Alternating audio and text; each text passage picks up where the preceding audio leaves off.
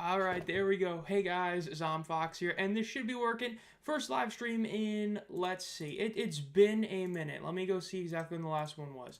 The last live stream was the playoff game between the Broncos and the Bills, and that was, let's see, about over a month and a half ago. So, yes, we are here live for the 1,000 subscriber giveaway.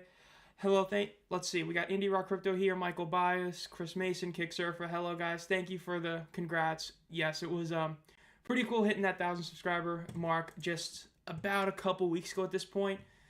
It's been another one of those times where, like, I'm just looking at my channel analytics right here, and, like, this was another one of those months where it just started climbing. Once we got, like, really close to it, we had that huge jump. We had, like, a 5-7 day back-to-back, and then we just been continuously going up. And now we're getting pretty damn high on that overall. We're already at 1,023, so we're already hitting some bigger marks as well, which is really cool to see. So it's definitely something cool to do. Now, again, CG Man here, nice. The community members with the 6 separate emojis we've got currently going on. I do not know what the video is going to be for this month. I'll come up with something, but yeah, so as you can see on the thumbnail, this is going to be both a Q&A kind of thing. You can ask any question you want, as well as the 1,000 subscriber giveaway, Mold 10. Now, I've got the wheel apparently fully done, so I'm pretty sure I remember seeing almost all of you. Just in case you haven't, the 1,000 subscriber giveaway is on a community members post that was put out about a week ago. It's like the 3rd to newest post, so if you haven't entered already, go do that. There's like 3 rules to it, and you have to have an Instagram or a Twitter account to be able to claim the prize, so go there if you haven't already. We're going to do that in probably like 15, 20-ish minutes. We're going to end up doing that to announce the winners. I got to make sure I have every single name on here. That would be really bad if the wheel doesn't have everybody on here. Because I know a lot of you probably have seen giveaways. Normally they put like a video and you could do like a site that picks the comment. You can't actually do that with posts, which is really stupid, but is what it is. So let's see. Got 1, 2, 3, 4, 5, 6, 7, 8, 9, 10, 11, 12, 13, 14, 15, 16, 17, 18 people currently on the giveaway, and we have 18 entries on my wheel. So currently, everything is the way it should be. So far, we've got everybody that's supposed to be there, so that's good. Now, again, we'll do that in a little bit, so yeah. You should do a what-if video in honor of J.M.R. Smith's retirement. I definitely could do a what-if video at some point about what if he didn't get hurt in 2023. Yeah, that was something pretty shocking happening earlier today, was J.M.R. Smith announcing his retirement, or having, State Stallions come out and say that he was retiring. It was definitely a big shocker. Kind of came out of left field, if we're being honest. It was, we expected him to just be back doing what he normally does, kind of just, playing as that mentor type of role. So, yeah. Now, there are some guys, as they just announced a lot of signings that happened, and there's a few big names that haven't fully signed yet, but there's a lot of stuff that's going to come, sooner or later, because they, just announced, 20 minutes ago. I'm assuming this is, all the, true contract signings. I see that, Perkins, Speaks, Tornin haven't re-signed yet for the Panthers officially, but it's, the first day, so it just, might be one of those things, so yeah. Yeah, the QB3 for the Stallions is definitely going to be an interesting one, because there's a lot of players that you could think of. Because Jalen Morton, I believe, is a starter now in the IFL, and I don't know for sure if he's going to be willing to go back to a bench, even though he make more money. It's just he was, he's been on the bench 2 years now. I would be kind of shocked if he ends up going there, so yeah. But, yeah. Yeah, pissing the players off, not a good idea. I personally doubt a strike happens. I've talked about it in comments and all that. It's just the players don't have any leverage in this one, because of the fact that, number one, your only other option to make even somewhat or more of that money, that's not the NFL, is the CFL. But the CFL doesn't have a ton of teams, and it hard caps the amount of Americans that can be on a roster. So best case scenario is a fourth of the players end up making a CFL roster, and that's actually no, best case would be about a sixth. So, and the IFL is a massive pay downgrade, so there's just no way we're going to see a strike happen, in my opinion. I just don't see it. Now, as for the giveaway stuff, I've got everything right next to me for it, obviously. I've got the championship game towel, the AF blasters, and the USFL box sets. So, got everything for that, yes. I definitely did see, yeah, I know you're entered in the giveaway, and I just saw that you followed on X. Thank you, as we are on there. So, got that there. So getting pretty good. This is just kind of going to be a fun one. A lot of stuff that's good.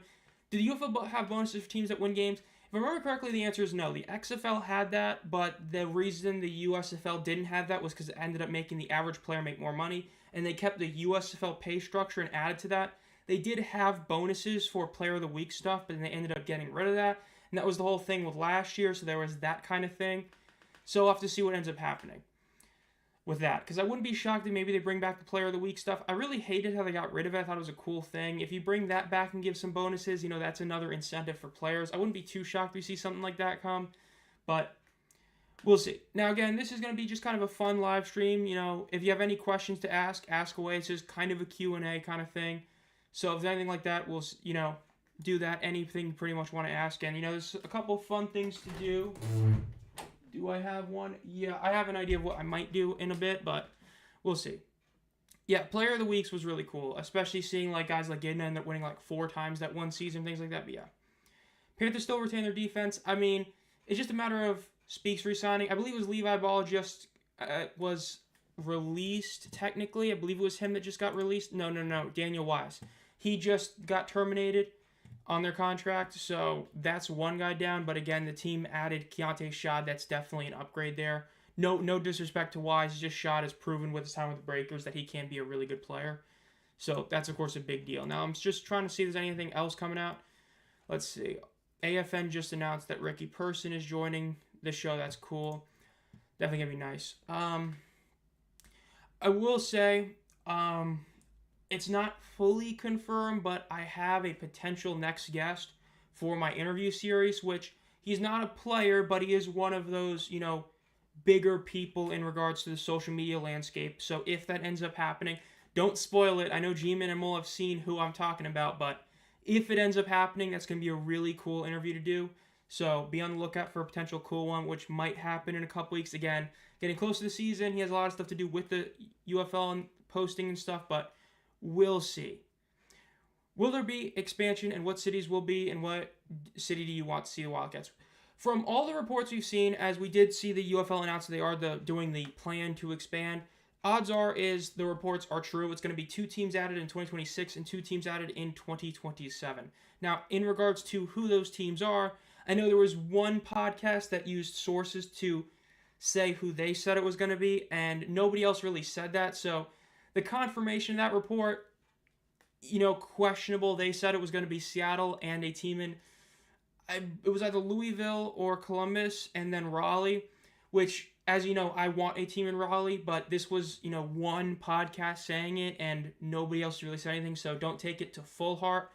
I would expect the first expansion to be, considering they said that they pretty much are fine going anywhere, I would imagine Seattle comes back, because initially the whole thing was waiting for the West expansion, but from what Moose and everybody's saying, they don't really care where it is in the country. So I would personally see New Orleans and Seattle making a lot of sense. Same with Raleigh, NC, or somewhere in Virginia, and a place in Ohio. I think those are the 4 areas. Granted, Raleigh's one I want. Those 4 plus Louisville are probably the 5 most likely. Oakland just has a lot of issues of where they're going to actually play if they go there. So that's the one thing with that. Yeah, Dragons and Breakers, I wouldn't be shocked they return. Guardians and Stars, I would love to see those teams return, but we'll see. Thank you for that, Indy. I mean, hey, I was on the UFL Discord, PFN Discord for the first time in months, and I literally was somebody's like, who that? And I'm like, I'm the guy that made content during the off season.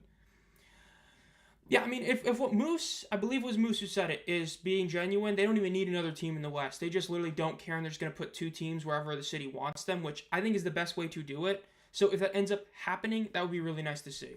But that's pretty much my whole expectation with all that is, yeah.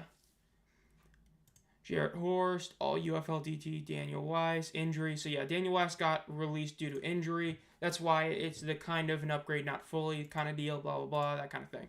All right, so let me go over here, make sure nothing's happened here. Refresh this page. I need to go on YouTube for this page. I need to not be on YouTube Studio for that. Dude, looking at community posts on regular YouTube, is so much better than the other one. I want to see how they address the conference alignment and schedule building with an expansion. I know there's talk between the XFL and UFL conferences, and they're going to get rid of them and all that. I'm actually not like, I get getting rid of them if you're going to add a bunch of expansion teams, but I kind of don't want them to do that. I think that the whole point of it is to kind of keep that, those brands alive in a sense. So maybe they can do something cool where instead of doing it by purely like, regional alignment, maybe they do it somewhat like that. If they eventually add the 12 teams, you have like an XFL division, a USFL division, then like a blank division, something like that. I don't know. That's what I would like to see. Heading to Arlington for opening day, 12-hour drive to Arlington from Iowa. Yikes. I made the 13-hour drive to the St. Louis to the championship game, and I'm probably going to fly if it's there again. It's just St. Louis, that's going to suck if I have to drive there again, but yeah. Well, the whole thing with Yeoman is that they're probably going to end up going to the Shrine when it's done. The Shrine is like a really perfect stadium because if I remember correctly, they're adding seats to it. So if it ends up having like 12 to 15K seats, it's one of those where having 8K in attendance actually looks fine on TV and looks really good because you'll be like 3/4 full. And it's a smaller one and it actually is going to look good on TV. And they've already talked to there with playing there. So odds are if they do go to New Orleans, they're probably going to go to the Shrine. That's definitely the one that I expect because that's the whole reason where it doesn't seem like... I've talked about before, if the merger didn't happen, the USFL is going to stick with the same 4 places. That's probably because of the Shrine getting rebuilt and all that. If they were available, they would have put a team there. I've got Showboats versus Renegades. Tickets locked for week 9. Nice. Going to go see the Showboats. Hopefully do better this year. Got an upgraded defense. Jaron Horton. They just added Isaiah Henney. They're making the Maulers 2.0. Battlehawks have made the playoffs ever since the Dragons left. Yeah, that's definitely a good one. So you know what? Well, part of the giveaway, of course, is the AAF blasters we're doing. Let me just stand up and not hit my cord because I do not want this to... There we go. So since we're doing that, let me open my closet. And let's open one, shall we? So this is what the second and first place prize will include one of these, the 2019 Topps AAF blasters. It's roughly, if I remember correctly, it's like 1 in 2 blasters ends up having an autograph, and you pretty much are guaranteed at least one numbered card every single box. I don't think I've ever seen one that didn't have some sort of hit in it. So they're really fun.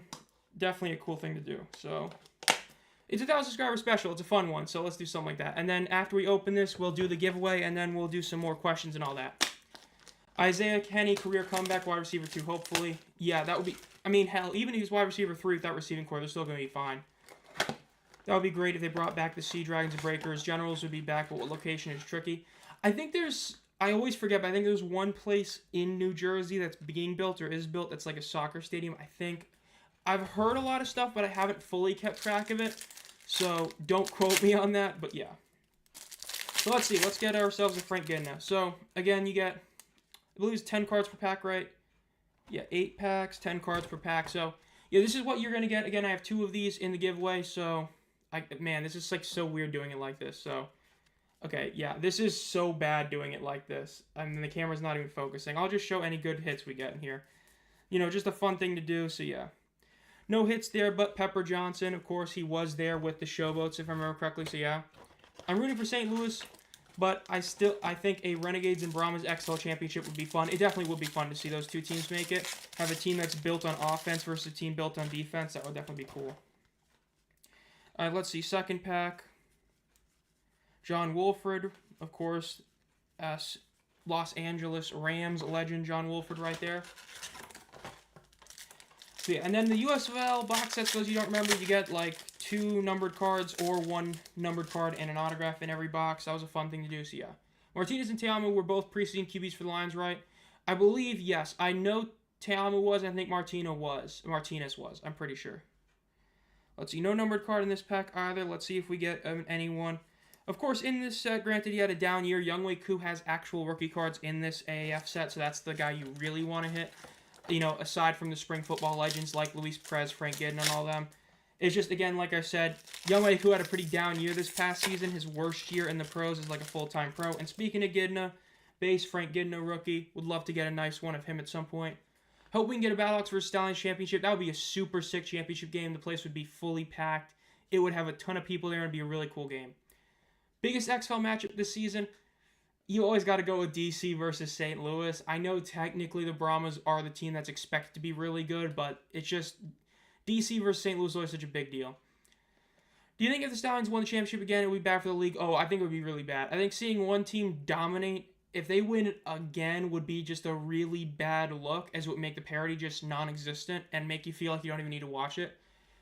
Honestly, best case scenario is they make the playoffs as like the second seed and they lose in the first round. So they still are a good team.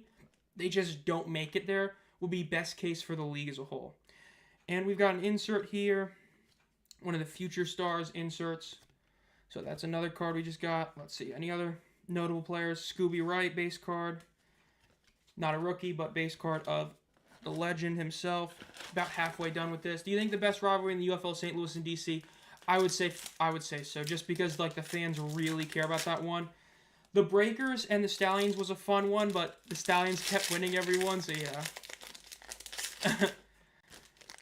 Let's see. Do we have anything in here? Doesn't look like in this pack either. St. Louis gets championship. What's the best matchup for the league? Even though I don't want to see him in it again, them against Birmingham would be great, or Michigan, because the fact that Michigan had that incredible game last year for opening season, that would be a really cool one. To do Super Bowl, you already know how I feel about St. Louis' QB room. The Brahmas are definitely a question mark in regards to the fact they have a really, well, speak of the devil, AAF legend Trent Richardson. The biggest issue with them is the fact that their quarterback room is hope Kellenmond is good, and if not, they're screwed. So a lot of it is on AJ Smith to make Kellenmond work. If he does, I think Brahmas will be fine, even though they have the terrible schedule, but we'll see. I got to root for my home state team, Michigan Panthers. I really like watching Renegades, Battlehawks, and DC. Maybe get a show what's a rough next. Bro, the USFL championship game being between those two teams would be hilarious. Nobody would see that coming. All right, we got about half of the box left. Let's see if we get something there. I think DC and Arlington is always a fun game to watch, too. DC is just one of those teams that everybody likes to hate. They were really good the first year, and then when you're not good after that, it just makes you look so much worse. Another insert. I already have the full base set. I do not have the full insert set, so I think I might need both those inserts. Should be really nice. So, and I've got like 2 1-on-1s for this set. I posted on Instagram. I have the Luis Perez 1-on-1 Future Stars card. Really cool one to have, so yeah. Do you think UFL would add more games this season if they add more teams? Well, we got a red here. I believe that's out of 99, and it is, yep, out of 99. Mike Riley, formerly of the Commanders, as we all remember him, for the Generals. So that's definitely a cool one to get there. I do need that for my red PC. So yeah. Now, as for the extra games, I doubt it. I think that when you look at the schedule the way it is now, I feel like the 10 games is good. When they add 4 teams, so when they get to 12, maybe they add 2 more games to the schedule. But I think 10 is overall a pretty decent one the way it is. We'll have to wait and see on that one. It's just, for me, I kind of feel like 10 is a good sweet spot. When you have the Friday night game, you're able to limit the amount of simulcast games, the dual broadcast, regional games. So that's kind of how I feel about that. I don't think they're going to add too many games. If they do, it's only going to be 2. I don't think they keep this every team plays every team once there's 12 teams in the league. I just don't see that, but who knows? There's some ways you can finagle the divisions. Should they expand the playoffs? You know what? Might be a hot take. I'm going to say no. The one thing I really dislike about modern sports leagues is the fact that making the playoffs feels like a non-accomplishment in certain leagues. In the NBA, making the play-in, which is essentially the playoffs, is not an accomplishment. Because when you make it, you're one of the top 20 teams. Like, bruh, that's 2/3 of the league. The NFL adding the 7th seed, you're now making it to where almost half the league makes the playoffs. I'm actually fine with them keeping 4 teams in the playoffs once they expand to 12. Now, I could see them keep the 50% thing by giving a first-round bye to 2 separate teams, then adding a, wild card-esque game. I could see that, but I don't really want it. But if they do that, I would be okay with it. You reward the first seed team, give them a bye, have the second 3 seed teams play each other and all that, but we'll see. Friday night's going to be awesome for sure. Let's see what we get in this pack. Anything, Terry Poole. Yeah, this might be one of those where it's just a single numbered card because the odds are like red as... You basically get like 1 numbered card per box guaranteed.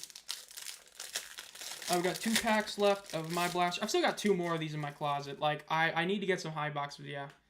It's a rare sunny day in the Pacific Northwest. Nice of you to join, Viking. Again, for those of you who don't know, he also just hit 1,000 subscribers like a couple weeks ago. That was definitely a really cool thing to see. Luis Perez, base rookie. Nice one to pull right there. Moose. We have not done the giveaway yet. We're going to do the giveaway once I finish opening this box. Just figured we'd open one of the blasters that is going to be part of the giveaway. I had 3 of them stored up that aren't part of the giveaway, so I figured, you know, it'd be fun to do it, but yeah. 6 games would be funny, but yeah, 6 teams. I think that could work, definitely. It definitely could work. If you do it where you have the 1 seed bye, and then you have the 2 and 2nd seeds play each other. So that would be it for that blaster. It's one of the weaker blasters I've opened, so that's a good sign that, you know, it's one of the weaker ones when I opened. Still got a couple of decent rookies. Luis Perez, Frank Gidna, 2 Future Stars inserts, and the Mike Raleigh numbered card out of the 99. Was Speaks in the AF? No, he was not in the AF. So we'll take Mike Raleigh out of 99. Nice card right there. Gonna go to my set. I got like my box of AF cards like back there. I've said it before, I love this UFL set, but that came out this past year. But the AAF 2019 set is my favorite of the spring football sets in the, you know, modern era, so not counting the 84 and 85 USFL sets. I love the design of this set. I love the parallels. They all look really nice. It's a nice checklist. You have an NFL guy to chase in Younghoe Koo, and you have a lot of spring football rookies in there. So, yeah. Now, let's move this and get this on the window capture. Okay, I really hope this works the way I think it's going to work. Because, again, I'm still not the best at OBS. I don't know if this is capturing the whole window. One of these is. Let's find out.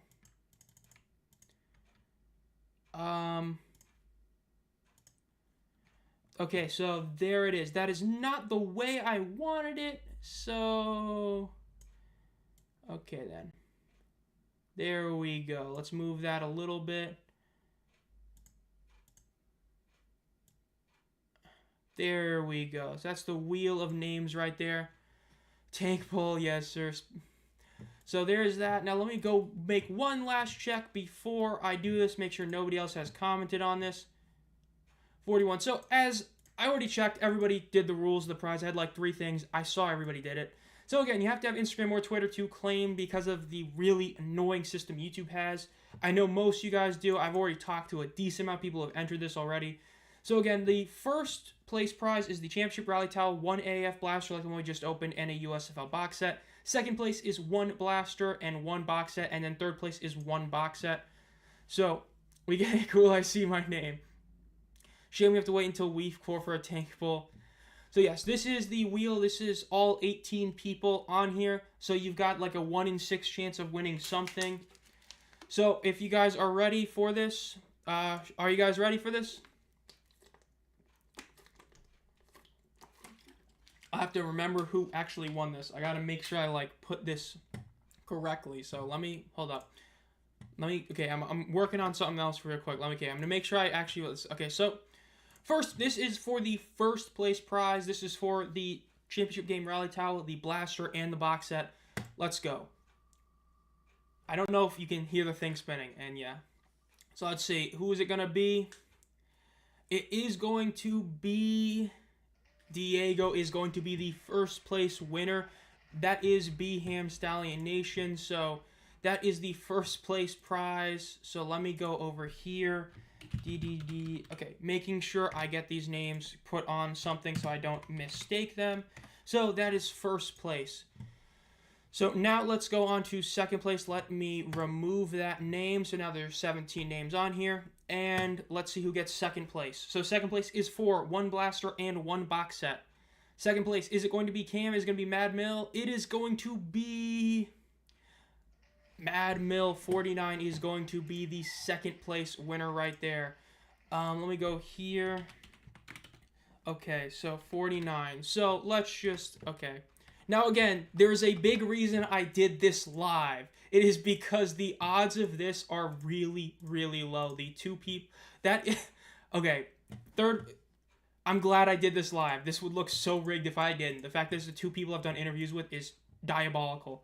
That is a 1 in 18. Let me pull this up. This is where I'm putting my math skills to test. 1 in 18 odds is a point... Well, duh. Okay, 1 in... And then what is 1 in 17? 1 divided by 17...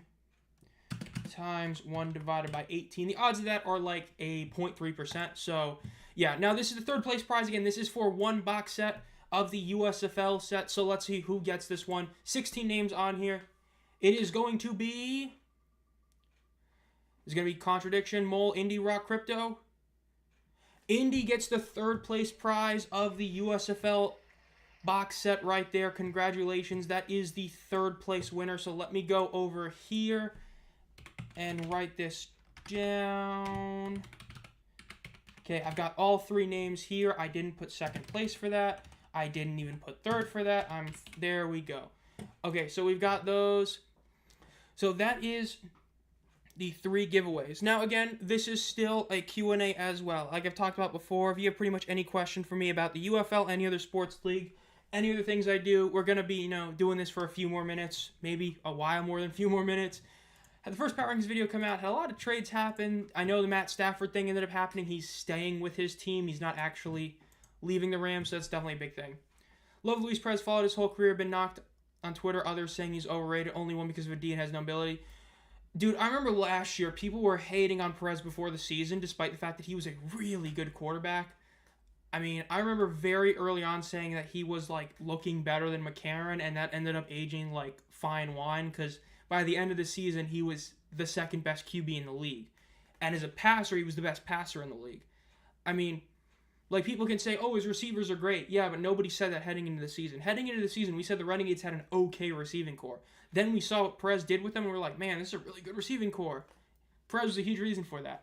I think he's a great quarterback. He's insane.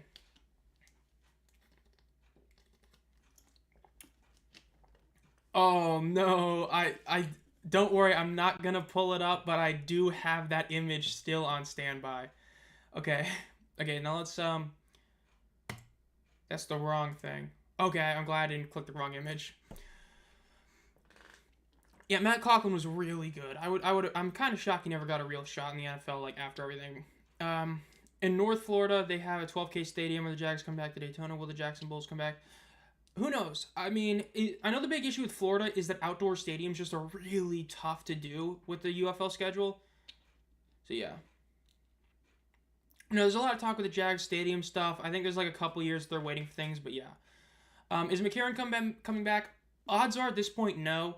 I know there's a lot of talk of him retiring potentially and all that kind of thing. I think at this point, the odds of him coming back are pretty low. I wouldn't be super shocked to see him go to Birmingham. It's just that he might be QB3 on Birmingham, pending how training camp goes, and I just don't see that happening. Unless he gets a guaranteed starting role, I don't see him coming back. Now, who will be the Stallions' third-string QB? I would have said Jalen Morton, but with him getting a starting role in the IFL, I believe it was, I don't see it happening. They're probably going to sign some random guy that nobody's heard of, or he's, barely played in college. Matt Corral and Alex Moore are going to get hurt, and then he's going to come in and he's going to be player of the week for the last 5 weeks of this. Okay. In all seriousness, though, I have no idea. Looking at quarterbacks in spring football, let's see. Who was in the 2024 UFL QBs? Not that...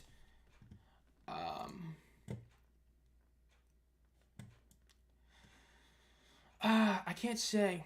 I can't really... Looking at these ones, I can't really say who I think is going to be it.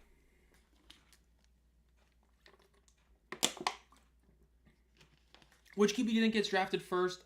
Odds are it's going to be Cam Ward. Yeah, I know Slaughter had the issue, though. I believe he had some sort of issue with injury and the insurance thing, which is a big reason why he didn't play. So I think that's part of the reason why I don't see him coming back, was because he was one of those guys that had issues with that, if I remember correctly from what everything happened. But yeah. I think Cam Ward gets drafted first. I think that when you look at him versus Shador, it's the matter of Shador having a lot more of that built-in, public pressure, public eye appeal kind of thing versus Ward. And I feel like when I look at Ward, he was somebody who, dude, he got effed last season. He was playing on a team that had no defense. He was having to put up, 50 points a game to win by, 10. I have a feeling that Ward is going to shock people and be a good quarterback. So I know a lot of people say this is a really weak quarterback draft class. I think he's going to be a solid quarterback. I think that if he ends up failing, it's because of the team around him more so than him. Shador, I could see him working out as well. I just think that if you're saying who is the better quarterback, I think that Ward has a higher chance to be a good quarterback. So I think he gets picked first between the two of them.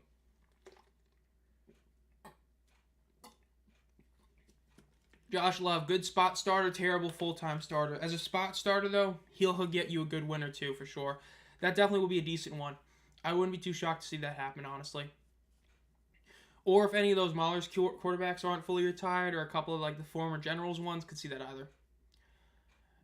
He ain't coming back as QB3. Trey Lance.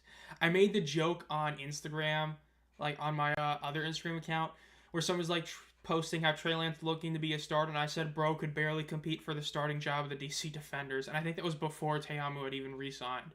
I just, no, I think it was after, but yeah, Trey Lance, I don't think he's starting. Look, I'm sorry, Trey Lance is the definition of an overrated, should have never been drafted high quarterback. He played like 15 games in college and was picked like third overall based on nothing but potential, and then he predictably bombed. Like, you know what I mean? Like, come on.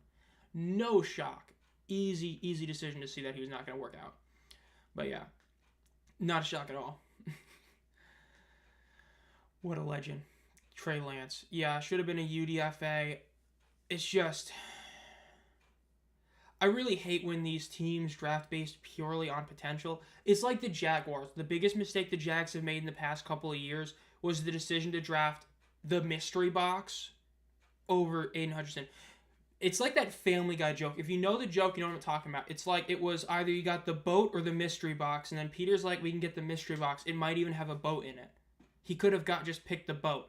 That's what the Jaguars did. They had the boat in Aiden Hutchinson or the mystery box in Trayvon Walker, and they said, let's go with the mystery box to hopefully get a guy as good as Aiden Hutchinson, when they could have just drafted Aiden Hutchinson. After Stafford retires, he rises his career under McVay under some... Okay, that's a little bit of a stretch. I don't see Trey Lance working out there. Trey Lance, I don't know. Like, you know the joke people used to say that Lamar should have switched to, like, running back or something? Trey Lance should switch to not playing in the NFL right now. I mean, he's just...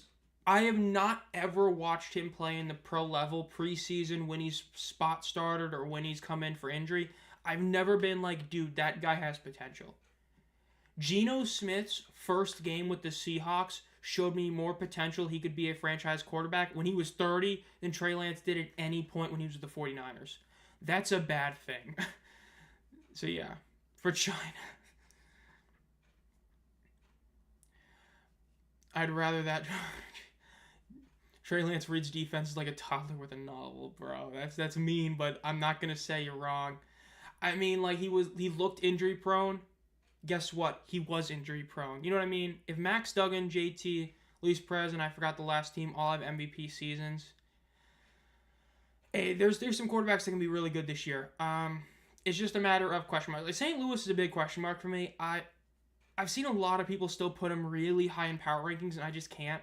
When your quarterback room is full of question marks, it's difficult. Would I rather have the question marks than the Showboats quarterback room? Yes. But when I look at him, it's like I wouldn't be shocked if all three don't play well. I wouldn't be shocked if all three play well. We saw last season that a good receiving core means nothing when your play calling is god-awful, which is what the Showboats, or not the Showboats, the Battlehawks was last year. You can blame McCarron, you can blame Gradkowski. What I can say is no way you should have been throwing like 18 screen passes to your best two receivers the whole year. So yeah. Just as long as he stays out of Dallas. Would be exciting to see for you start in the NFL. Exciting for me or just exciting in general? Exciting in general will be like any really good dual threat quarterback like Joe Milton for the Patriots.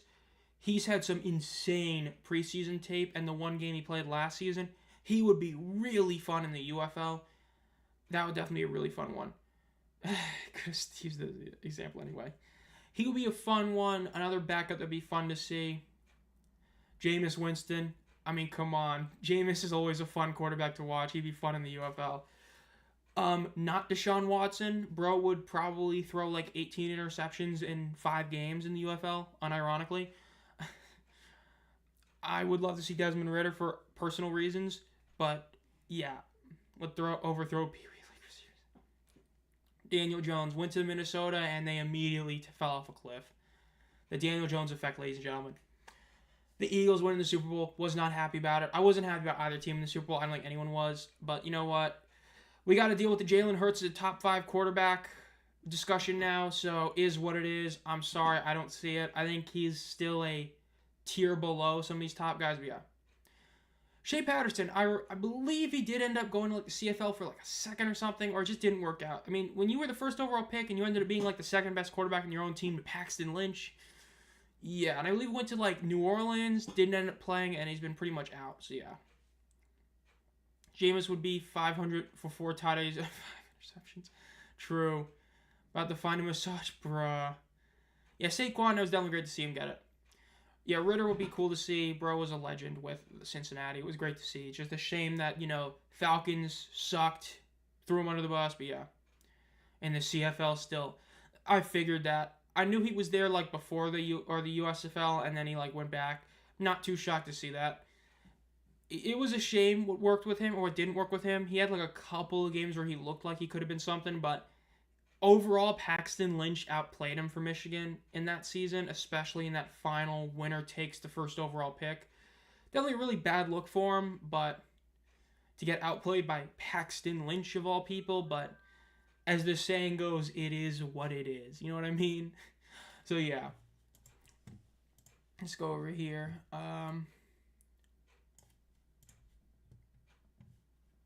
Try to see if there's anything being posted on X. Any more breaking news about the UFL? Because it feels like every day or two there's some sort of bad news that comes out. Real Madrid losing today. That was I was not shocked. That was your classic Real Madrid underachieving against a team they should have beaten by like 50, but not by 50. You know what I mean? It's soccer, but aggravating game. I'm so glad I didn't watch the end of it. Once I saw the penalty kick, I was like, it's over. Week 10 Paxton Lynch is the highest level of QB we'll ever see. Dude, he was insane that game.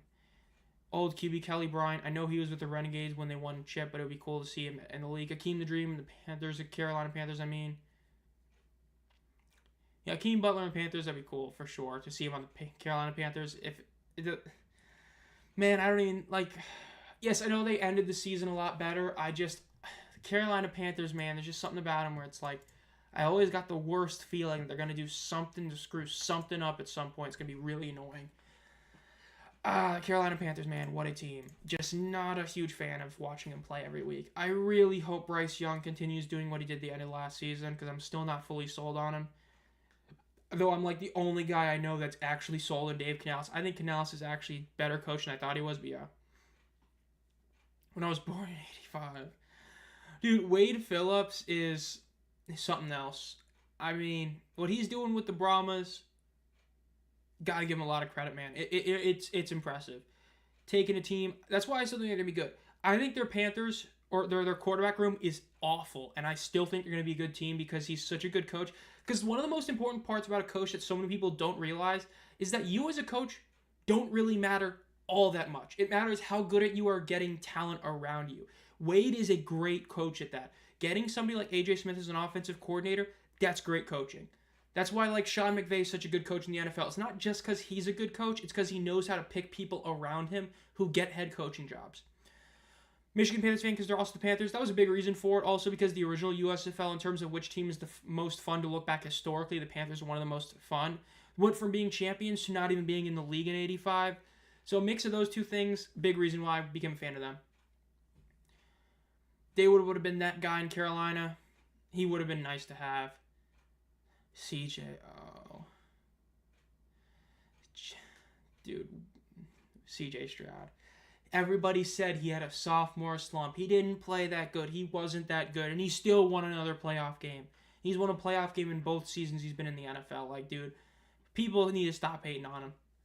Now, as for Jaden Daniels, feel pretty good about that one. I feel pretty good that on my members-only video that I did, the second or third one, I ranked all the quarterbacks, the first-round quarterbacks in that draft, and I said Jaden Daniels was the best quarterback in that draft. So far, it has aged really good. I mean, Jaden Daniels, even before the playoffs, was looking incredible, and I mean, even the playoff game, he wasn't the reason they lost. All of his turnovers when the game was already over. Jaden Daniels was the only guy actually playing well in that playoff game against the Eagles. It was crazy. Yeah, I mean, CJ was getting pressured every single play, and then he still was able to win enough games to make the playoffs. He still was able to beat a team in the playoffs. And I said it before, I actually think they played the Chiefs better than the Bills did. I think the Bills, and the reason is this. The Texans played poorly, made mistakes, and had the ref business, and still kept it close. Buffalo played a near perfect game and still lost. I honestly think the Texans outplayed the Chiefs. Now, granted, doesn't matter because the Eagles beat them, but between the Bills and the Texans, I think, played the Chiefs better. When you play poorly and still nearly win, compared to a team that plays perfectly and still nearly wins, which looks better? The one that made mistakes and kept it close all the time. So, yeah. Can the Chargers, win the Super Bowl after the Bills, of course? Dude, I want to see Jim Harbaugh win the championship again. But Justin Herbert, the if man, if he had a good O-line, if he had a good receiving core, if he got a better head coach, if he was a top 5 quarterback, more like if bro was actually consistent in the playoffs. He is of all the quarterbacks that have consistently been in the playoffs, if he's my quarterback, it's over. I know my team's losing. I've said it before, when a team collapses, I blame the quarterback above all else because it's the quarterback's job to audible and just run the ball. That's why I think Matt Ryan deserves the most blame for the Super Bowl loss. That's why I think Herbert deserves the most blame for the Jaguars loss. The defense got him all those turnovers to score, and Herbert did nothing when he actually had to do things. So yeah. Dude, and Chargers fans will still complain they have a bad offensive line. They'll complain about everything just to do the if thing. If Herbert had this, if he had that. They got him a great coach. They upgraded his offensive line.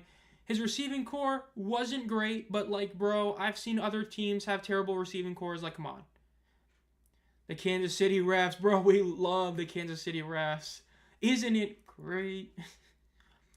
Yeah, I mean, Stephon Diggs went down. Tank Dell went down. I always forget his name. The guy that's really good that I always forget about in the Texans. He got hurt. He came back, but he was still hurt. I mean, that team, definitely. Lions versus Browns would be my favorite Super Bowl. The Super Bowl of the two most disappointing teams the last 20 years. As long as Deshaun Watson is not on the team, I'd be down for that. Joshua Patrick Allen. But man, the Chargers. They're such a hateable. Nico Harrison. Don't tell me talking about that guy of the Dallas Mavericks who traded away the franchise's best player we've had since Dirk for Anthony Davis at 32, injury prone. Got injured his second game with the Mavericks to the shock of absolutely nobody. Dude, screw Nico Harrison. Bro does not know what he was yapping about. He yapped about, Luka in 5 years is going to have a huge fall off. But you said this was a win now move. So you see, they're trying to make all these pieces fit together to make it look like it was a good trade. Win now, you just made the finals. Win now, Luka's going to be bad in 5 years. 5 years is not now. Now is today, tomorrow. Nico Collin, okay. Yeah, I always forget about him. He's such a good receiver, I always forget about him. For sure, just play defense only and the Browns can stand a chance. What do the Lions have to do to already win it all? Not have their whole defense get hurt. That was so sad, bro. They had 3 starters from week 1. Everybody else was hurt. God, dude, Nico Harrison. Mole, you're a Mavericks fan, right? Because I believe you're the one I talked to. I believe you're the Mavericks fan. It's just, God, dude, Nico Harrison. Remember when he got the GM role? I was really? And so far, yikes. I'm anxious to see how McCarthy does for Minnesota. That's definitely a big question mark. Sam Darnold really screwed himself the last 2 weeks. If he played those last 2 weeks really well, it would have been a really interesting situation to see what Minnesota would do. But with him playing poorly, I would also just go to McCarthy. I was never really high on McCarthy. I always looked at him and I was like, I just don't see him as that guy because I viewed it more so of Blake Corum and Jim Harbaugh, but he could be solid. I mean, dude, you have Jordan Addison and Jay Jetta. There's only so much you can do you have to do as a quarterback. I left with Luka to the Lakers. Yeah, same. I'm the same way. I'm a Lakers fan through and through all of the last 3-ish weeks since they made the trade because I'm sorry, Dinwiddie, Kyrie, and AD does not get me excited. I've said it before. I would have loved to see them stick with the Dinwiddie-Wood-Luka combo for more than 4 weeks. They didn't. I would have loved to see them actually try to upgrade their team instead of getting rid of Luka. They didn't. So yeah, Lakers fan right now because of that. Mavericks,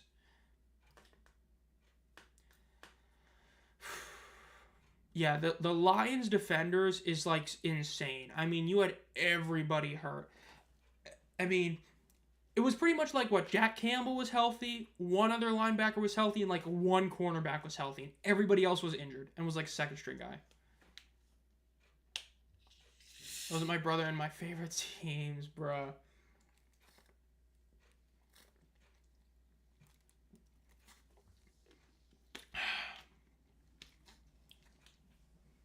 Man, I'm like happy that winter is going, but I'm like not happy because like it snowed twice. It never snows here, and it snowed like twice.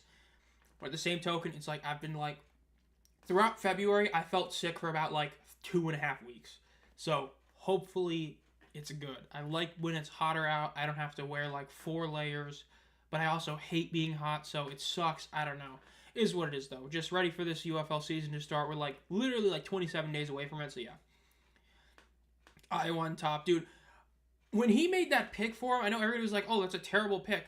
I loved that pick. I love the Jack Campbell pick. I've always viewed inside linebacker as an insanely underappreciated position. It's why I love Gidna so much, because you're like the quarterback of the defense. You're the one who has the guy that needs to stop the run game. You control the pace of the game in a way very few positions do. So I loved that pick when it happened, and I'm glad it's worked out. Losing all UFL DT, Daniel Wise injury sucks. Will be interesting to see who they bring in the fill the shoes. I mean, to be fair, they at least do have Keontae Shad. Like, when Odom's saying that the system was bad in Houston, it makes me look at how Shad, Rodriguez, and those guys underperform and say maybe it wasn't their fault. When we last saw Shad play with a real team in the Breakers, he was putting up the second most sacks in the league. There is a world where he replaces Wise and he's better than Wise because we've seen that he has the potential to be a great pass rusher. It's just a matter of, was it really that the Roughneck system was that bad? If it was, it sucks to see him go to injury, but if anything, we may have upgraded. Again, depending on if he's healthy. So, we'll see. Most underrated season is fall. I would agree with that. It's when it's getting colder but not super cold. Hello, Norman. Nice to see you. We did the giveaway. We got the 3 winners. We had BM Stallion Nation, UFL Cards, and Indy end up winning the giveaway. So we did that. We're just kind of doing a lot of Q&A stuff. Just talking about, random stuff about the UFL, other sports, the NFL. So yeah, I'm going to head out. It was a fun stream, fun giveaway. Thank you for joining me, Rob. I hope you have a great day. And, well, the next live stream will probably be the opening week game. So yeah. Which UFL team will disappoint? DC. I do not think DC is going to be good. I have that feeling that Abram Smith is not going to be 100% what he was because of the injury. I have that feeling that Teamu is going to do what he does best, which is throw the ball to the team that is not the DC defenders. I have a feeling that the receiving core is still going to be weak.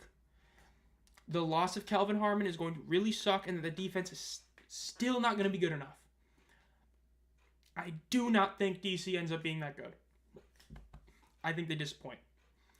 Yes, the Roughnecks kept Curtis Johnson. I haven't seen a single soul happy about it. But yes, he's back. Yeah, I did see that Matt Corral throwing at the combine. That was definitely a cool thing. Gets more eyes on them. So yeah. Yeah, with Curtis Johnson, your head coach, I definitely agree with that, Norman. I don't think Houston's going to be all that good. I think that when you compare them to the Showboats are better. Best on streaming the season opener or just a week 1 game, the season opener. If everything works, I'm going to be streaming every single Friday Night Football game and one other game every week. I can't say 100% sure, but the goal is to stream 2 games every single week, with one of them being Friday Night Football and then one being another one. And I will say, can a team be the most disappointing if they're already a disappointment? I would say yes, and that's only because Jarrett Garantano, everybody thought he was going to be really bad, and he somehow still was a disappointment. So I actually say yes. Yes, what is the question, Norman? You can ask that. Worst UFL team? Roughnecks right now.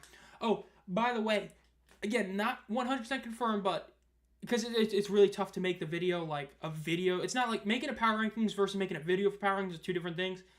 My goal is to make the schedule different from last season. So last season, all videos started on Tuesday and went till Friday. Goal is to have power rankings out on Monday at 6. Week reviews on Tuesday at 6, obviously. Wednesday would be the weekly video, whether it be an opinion video, a in-depth review, some other video every, Wednesday. Then Thursday would be, as long as they post it when they're supposed to, would be the what's called these Fox Super 6 picks. Then like 2 p.m. on Friday would be the game picks, and then live stream every night, and then do a video every time. If it works out, again, it's going to be difficult to get the Power Rankings video out on Monday, so I might not, but if it works, it'll be nice. Do you believe the United Football will expand to 12 weeks? We did talk about this earlier. 12, I think, is the max. I don't see them going to 14, making it to where every team plays each other. I think 12 is the max they'll go to, pushing it back like 2 weeks, trying to get that 4th of July championship game like they had it before. I do think they might do that. That will be it. I honestly think they should stay with the 10-game regular season, but if they do expand, I think it'll be the 12 weeks. Congrats, Zomb. Go Bills, go Panthers. Thank you for that. Josh Allen's wasted career. That W name. But, yeah, thank you for that. Really cool to hit 1,000 subscribers. Me and Royce both hitting it within like 2 weeks. Another couple of, UFL YouTubers getting high. Definitely was great to see. I missed the first 99 minutes. First 49 minutes because I thought it was 2 p.m. Central.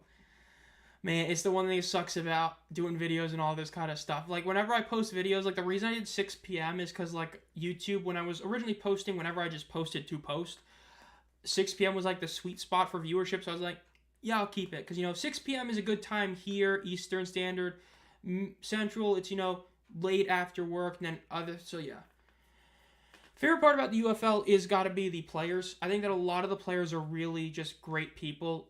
I know that I'm saying that as I have an issue with how they're dealing with the payment stuff, but overall, when like you go to a game, they'll interact with people in a way that NFL players just don't as a whole, and that's what makes me want to see these guys succeed. Do you do any picks for betting? Do you contribute someday? Last season, I don't. I do game picks where I kind of do betting picks overall. And last season, I did really good. Like, I've done it for 3 years now, and last season was the best year I've had by far. I ended up having, like, some really good amount overall. There's, like, one of the 3 I didn't do all that great, but the others I did really good. Yeah, we did do the giveaway earlier, Isaac. And the winners were DD Diego, Stallions Nation, Jake Milligan, UFL Cards, and Indy Rock Crypto ended up being the 3 winners for that. So I got that all kind of put on a little, not a spreadsheet, but a Google Docs, so yeah. We'll see. The pre-sale offer was a mean grease. CJ Johnson. Can't wait to see how many people show up. Bruh, that's diabolical. Yeah, favorite part of the UFL, definitely the players as a whole. Top 3 favorite teams. Panthers number 1, obviously. If we're counting teams that are still playing, probably the Renegades second. They were my favorite XFL team. I think that Luis Perez is a great quarterback. Stoops is a really solid head coach. A lot of just fun games. Definitely would be the second place, probably. Third, I would have said the Showboats last year. No. I'm sorry, G-Man. I'm sorry, everybody, but no, the Showboats broke my heart last year with how bad they were. Third, they're not playing, but it would be the Maulers, so maybe the Showboats, actually. It would be the Showboats or the Stallions, just because, like, I'm not a fan of how they handle the Roughnecks. Battlehawk's not a huge fan. The Brahma's not a huge... It would be the Showboats, probably, even with how much they broke my heart, because they still have a lot of Maulers on them. Probably those ones. Yeah, the Memphis Maulers. If I view it like that, I'd say that. Number 1, Michigan Panthers. Number 2, Arlington Renegades. Number 3, the Memphis Maulers. Hey, I loved so many players on that team. Darius Victor, great player. Jay Adams, great player. Jerron Jones, awesome player. Case Cookus, great player. And they all disappointed me. I was so upset watching that team play. Yeah, I'm just glad I wasn't a fan of them when they had the 42-2 game.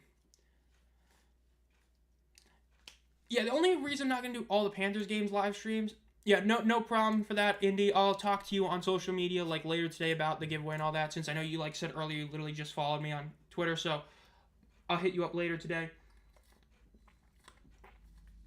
But the Panthers things, the issue with that is that one of their games is a regional game, and I don't want to say, yeah, I'm doing every single game, and then the regional game comes out and there's no way I can watch it, and then I just say, oh, well, I'm not watching this one. You know what I mean?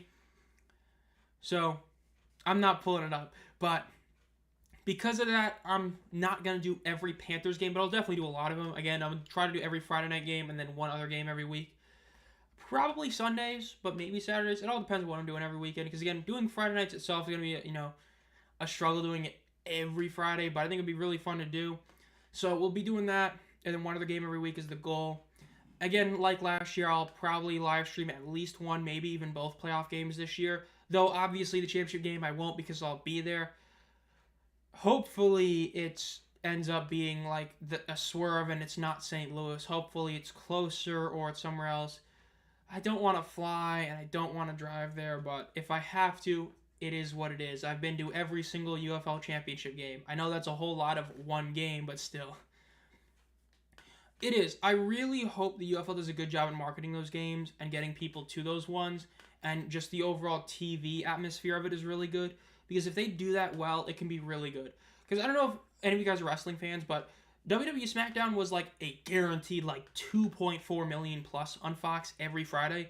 Moved to USA, immediately dropped. Obviously. I mean, they went to a cable network.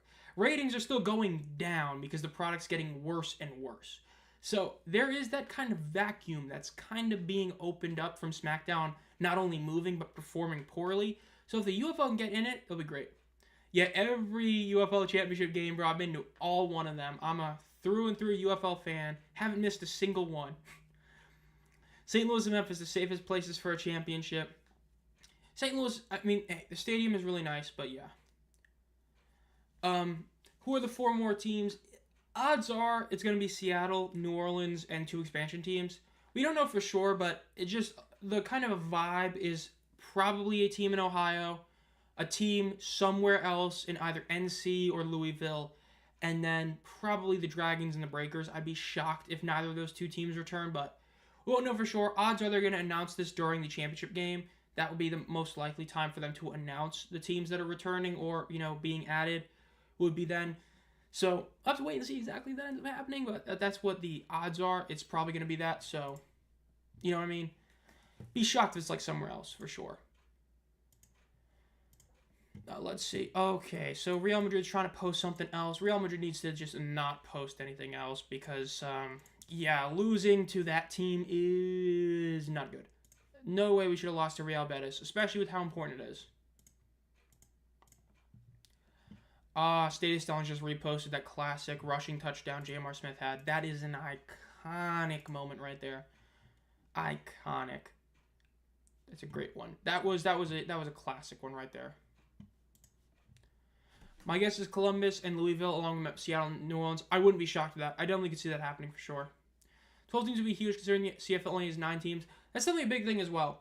I think a lot of people who don't really follow the CFL or even like fully view it in a way don't realize the CFL may have been around and is around for so long, but it's not really that big of a league in regards to how many teams there are.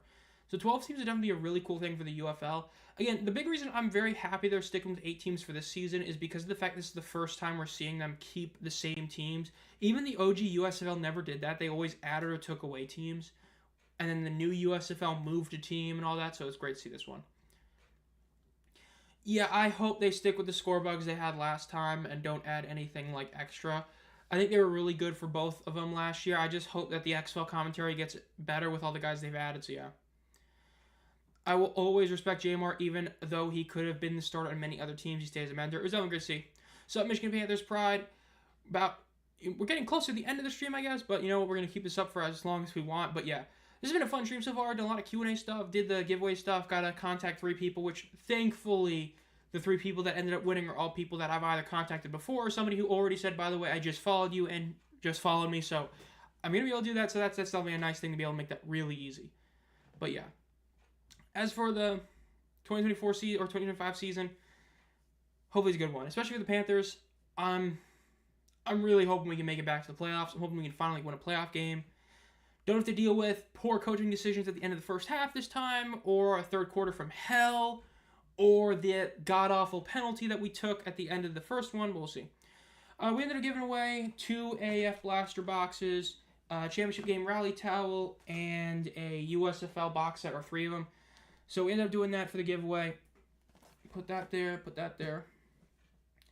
So yeah, we ended up doing that. First place got 1 of each. Second place got a blaster and a box set. And then third place got a box set. So did that, and that was definitely a nice thing to do. So Cool to always do 1,000 subscriber giveaway and all that. You know, second big milestone of the channel. First was obviously 500 and all that. Favorite Carolina Panthers moment?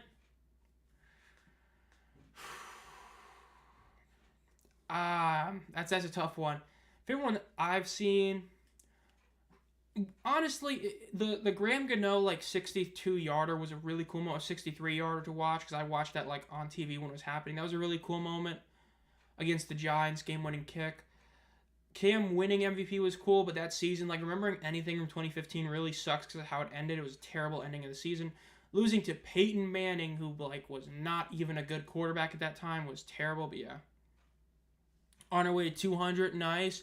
I mean, I don't know if you know, but like Royce Waxenfelter, like Royce. Oh my God, I'm mixing up both the channel names.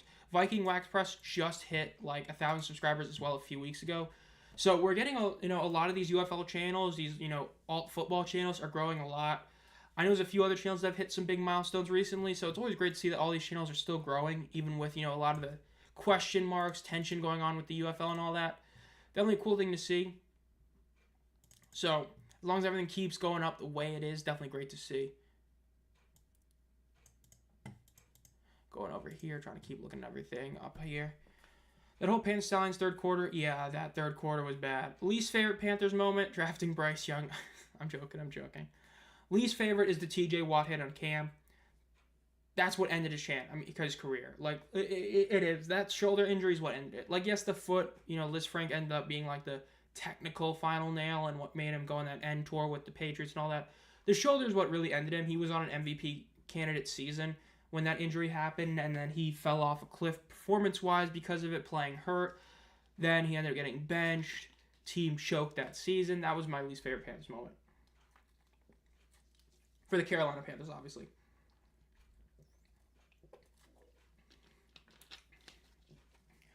We have a ticket giveaway app, 200 subs, nice. I would love to do a ticket giveaway or something like that, but I feel like doing it as somebody who's not even close to a team is kind of messed up. And that's why I don't enter any of them, but definitely a cool thing to do. I mean, this is the first giveaway we've done on the channel. Well, technically second. The first one was a prize. We did a prize for the Fantasy Football League, which Mole ended up winning in the championship hat. So technically this is the second giveaway, but I don't really view it as a giveaway. I view it as a prize, but yeah. Are we getting pregame shows and postgame? I don't believe so. I know there's like some talks where it looks like there might be a pregame show in Friday Night Football, but I don't think so. I don't think there's going to be, but we'll see. It's just NBC's coverage of 2022 was really good, but aside from that, is what it is. Saddest loss you've witnessed in the NFL and UFL? EJ Perry not converting it to win the shootout and championship game. I would actually say that the penalty, that one hurt.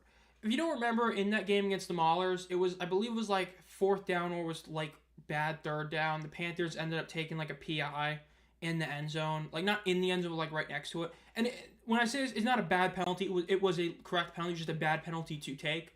And it's what gave the Maulers a chance to score what would end up being the game-tying touchdown.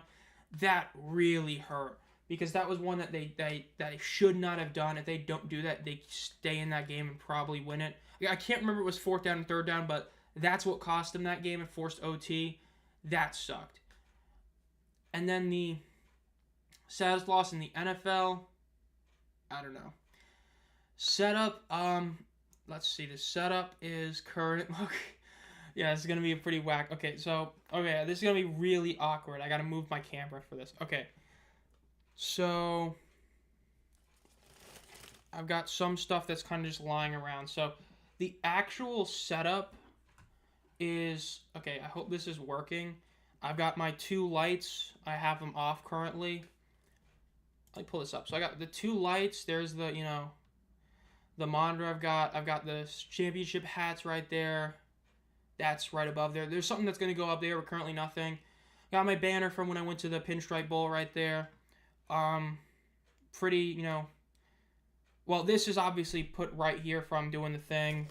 Got Leafeon thing there, signed Skillet CD right there. You can't really see the signatures on it because it's black signatures, but got that there. So, and then cords over here is pretty much all the things I use. So, that would be this setup for the overall, thing here. Then I've got stuff behind me, obviously. You've got the the 2023 USFL Championship Game shirt signed by 4 Maulers players, Calvin Tizino, Josh Simmons, Boogie Roberts, and Chris Blewett. My Alec Pierce game issued, not game worn, but game issued, signed jersey. Jose Theodore game used stick. Mike Tyson signed poster. Panthers my favorite team, yes. And since you are a Panthers fan, I know you'll like this. Still have not put this up anywhere. I have no room for it. Oh, almost dropped something. Don't have any room for it, so I still haven't put this anywhere, but I know some of you know what this is.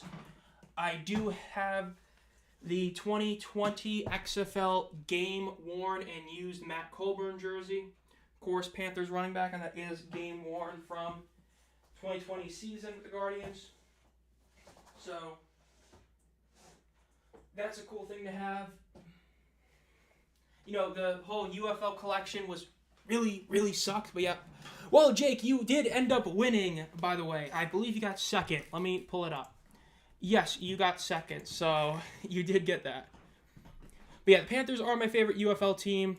I picked them during the 2022 USFL season, and I've been a fan ever since. Give me the UFL podcast crew for the halftime show. That would be cool to see for sure. I'll put it on my wall for you. Dude, when I looked, because I ended up, like, DMing them, and I talked to, well, Jake's here, and I talked to him about it, and I found out that this jersey was, like, the only Panthers player. There might have been one more, but, like, one of the only Panthers players currently that had any game-worn stuff in the entire collection on Collectible Exchange. I emailed them, and I said, do you have this? They said, yes, I do. Bought it like that. So, really cool to have. And, of course, I also forgot about this one. I know there's another one you'll like. This is one of the footballs from the 2023 game against the Stars and the Panthers. This is a field goal ball from Luis Aguilar. During that game, the Panthers won. Of course, that was the winner gets into the playoffs game in 2023. So that was a cool one to have as well. So that one I have standing somewhere, but I need like a legit stand for it. Maybe we'll get it soon.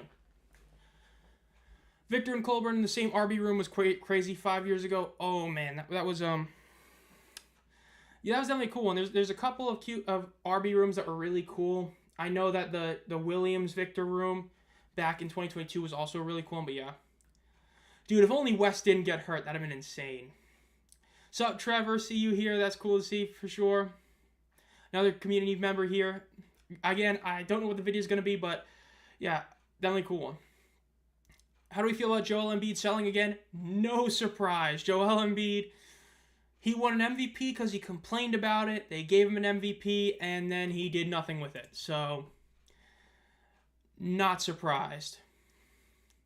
The Zomb collection makes me jealous. Bro, you have, like, so much stuff. Don't even tell me about that makes you jealous. That is CAP cap, Jake, and you know it. Hope at the end of the season I get my hands on a jersey. Dude, I would love to get a Panthers jersey as well. It's just a shame I haven't been able to see the Panthers play live. Almost did both the last 2 years, but they lost the playoff game to make it to the championship game. And it sucks because I would have been on the side they would have been at, but is what it is. I don't know the full health about West. I just haven't fully kept up with it, but I know currently he is not on a team, so yeah. Yeah, I'd love to see UFL creators get stuff like that for sure. That would be really cool to do. I think I'll reach 1,000 yards. Do you think no one will reach that mark this year? It's a really big question because we haven't really seen it because that means you have to literally get 100 yards a game. Justin Hall with good quarterbacks could do it. He's been the guy in Houston. If he were to have Anthony Brown or Henderson play well the whole season, he could do it. I think he has the best chance. Because the issue with the Battlehawks receivers and the Renegades is there's too many good players for one guy to dominate. That's how I view it. I always loved the USFL ball. Dude, the USFL ball with the stars at this end, oh man, it was a crisp ball. Love those. Definitely a great one. True, nope. It's bad I can picture that perfectly in my head, bro. Hey, I got my little thing here, you know, got the monitor and all of that. Yeah, I got my little Leafeon statue and a couple other things here. Just, yeah, I mean, I talked about before, like, I'm trying to fully rearrange this room. It's getting closer and closer to being done. I've got like a huge thing. I don't think you can really see it. You can, kind of can. You see like something right there? That whole thing is like a big, I guess, display thingy. It's like 2 of the 4 shelves are fully cleaned out, and 2 of them are really close to being cleaned out. This room's getting a lot better. This room looked a lot worse about like a year and a half ago. It's getting really good now. So, hey, when it's done, it'll look really cool. I mean, this one right here, it's got a bunch of cards and 1 comic on it. I can't see. Can you guys see that? I gotta go on here. Yeah, you can kind of see it. This whole thing is done. This is the only shelf in my room that's actually done. It's got cards, comic, and then cards 3 more shelves down. The only the best one here. Let's see. I'm excited to see Devin Ross be effective this year. Panthers receiving core is going to be fun. I do see that. I think this is a team that definitely could be really fun to watch in that position group. It's just one of those where, dude, as long as Perkins lives up to what we think he can be and what he showed last year, this team is going to be crazy. The Mariner Sims 1-2 punch it receiver. Oh my God, this team could be so good as long as everybody's back there. Or the football action figure, man. How are we feeling about the main ESPN broadcast crew? I do think it's going to be an upgrade over last year. I think that was definitely the biggest weakness of the UFL in terms of ESPN was the crews they had last year, and I definitely think it's an upgrade, but I would definitely rather, watch Fox. Swing football and college football is my favorite. Yeah, I agree. I've talked about it before. NFL Sundays, best time to nap for me. NFL Sundays, watching at 1 p.m., I'm out like a light at like 2:30, and I wake up at like 4:50 almost every week. I just can't stay awake for it. CFB, not a problem. UFL, not a problem. NFL is a problem. I don't know, something about the NFL, yeah.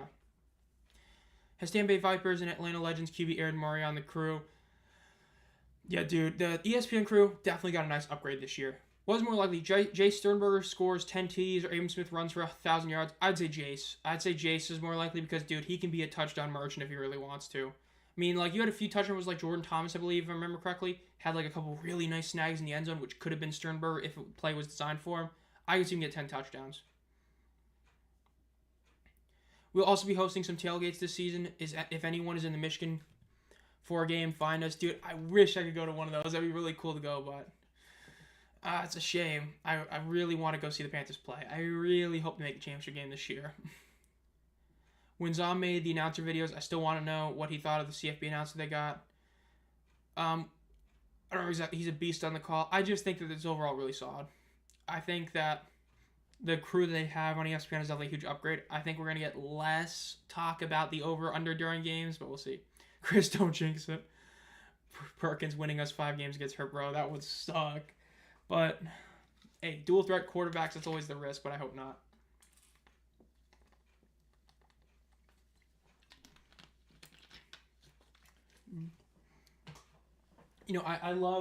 I still don't, there's been like 3 of those on NFL auctions, the game issue jersey. And every time it's up for auction, I'm like, man, I'm so glad I got it when I did. Because I got like the rookie year one. That one's sold like cheaper than both the last 2 that's come up for sale. And I'm glad. I'll take it. Love to have it. Love the Cincinnati guys. I don't know why I don't have a Josh Wiley jersey or signed jersey, but I don't. I need to get one, but we'll see. Okay, I need to... Here. Fox, what's your first change you would make if you became the manager of the UFL? Yeah, I might agree with Calvin. Fire CJ, yeah. I wouldn't be against that.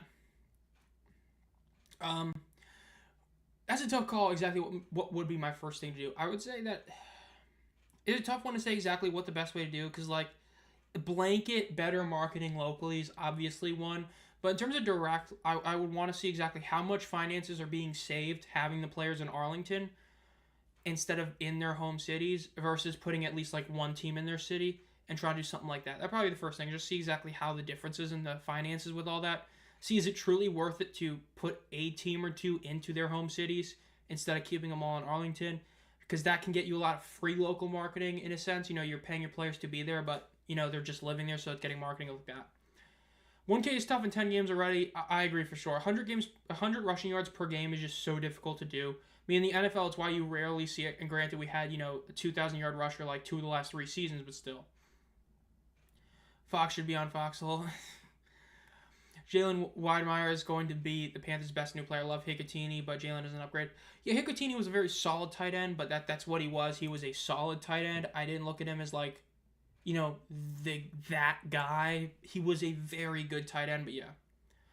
Got it, Jet. Keep the great work, Zomb. Thank you, Vikings Back Press. Again, go check him out. He also hit 1,000 subscribers recently, so thank you for tuning in as well.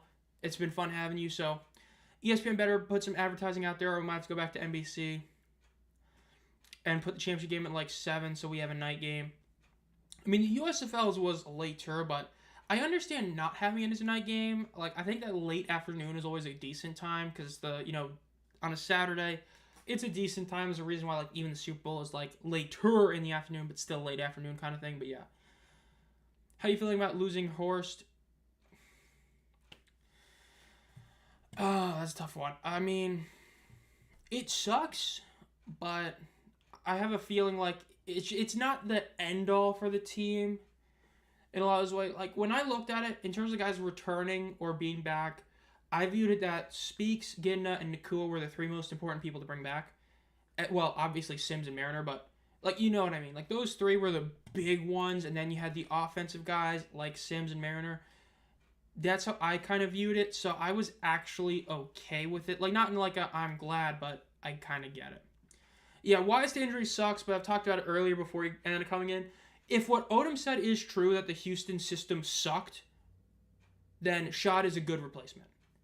If what Odom said is true. Because if what Odom said is true, then that means that a lot of those Roughnecks guys really wasn't just their fault. It was the system itself. And we've seen what Keontae Schott can do with the Breakers. He was elite that year and is insanely underappreciated that 2023 season. So, yeah. What is the question? When do you think the new teams, probably the championship game, if they're going to announce them during the season, it would be in the championship game when the most eyes are on the league. Announce it during then, build hype immediately for the next season. That's probably when they would do it. We'll be at the championship game, Jesse and I. Nice. I'm going to be there as well, even though I hope it's not in St. Louis again. I hope it's somewhere else. I know it's not going to be in D.C. because of the whole issue with the, stadium and all that, but I hope it's somewhere else.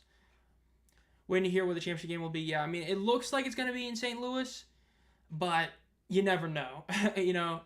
We'll see.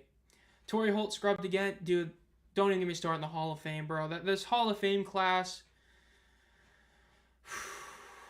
I go on a huge rant about the NFL Hall of Fame class. Like, I'm sorry.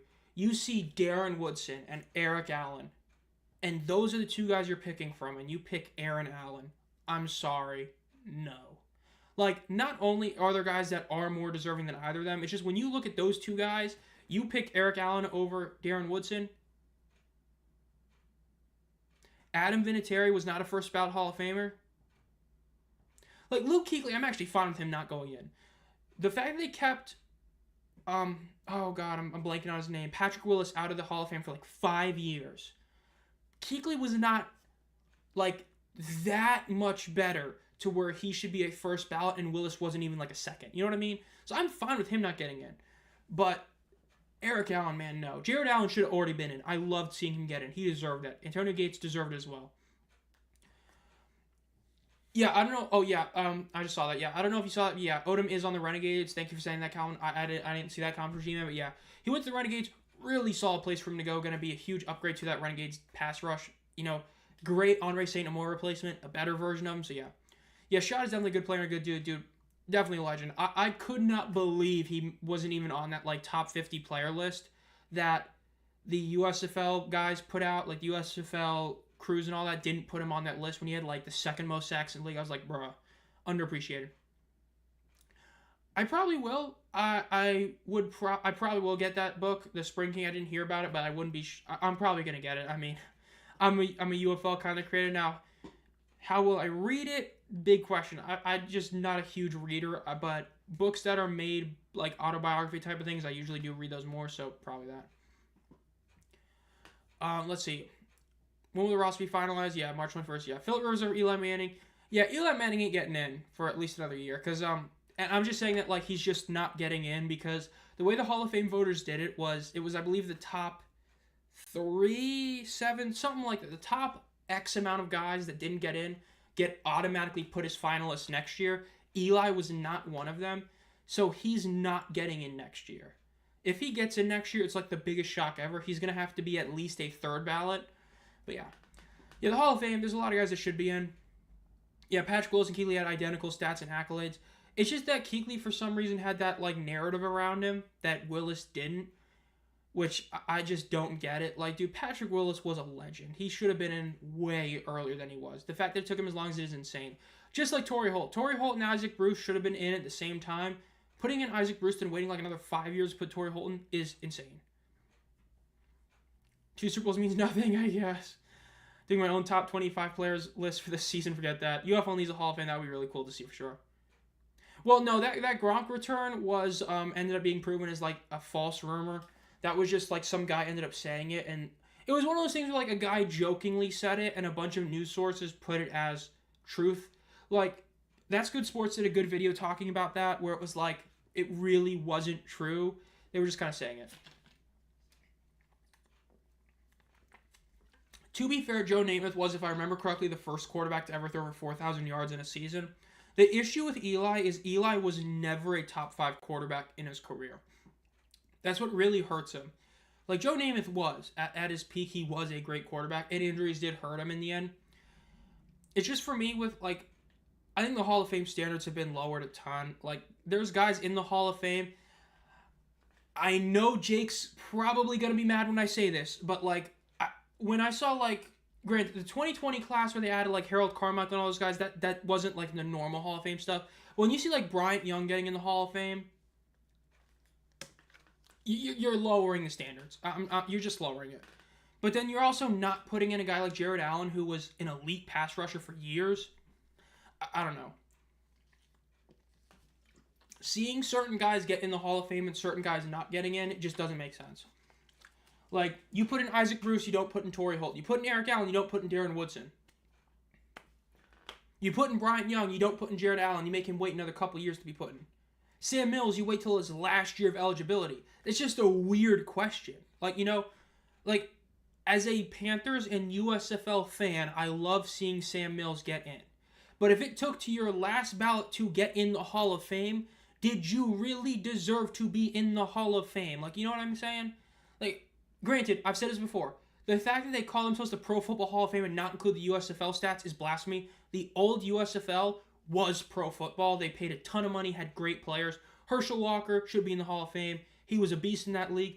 Sam Mills, incredible in that league, should be in the Hall of Fame based on that. But it's just... Hall of Fame, man, it's a topic. Like, you take a hard look at Ken Anderson versus Jim Kelly. I made a video on a hard look at it. Objectively speaking, when they played, Ken Anderson was a better quarterback than Jim Kelly.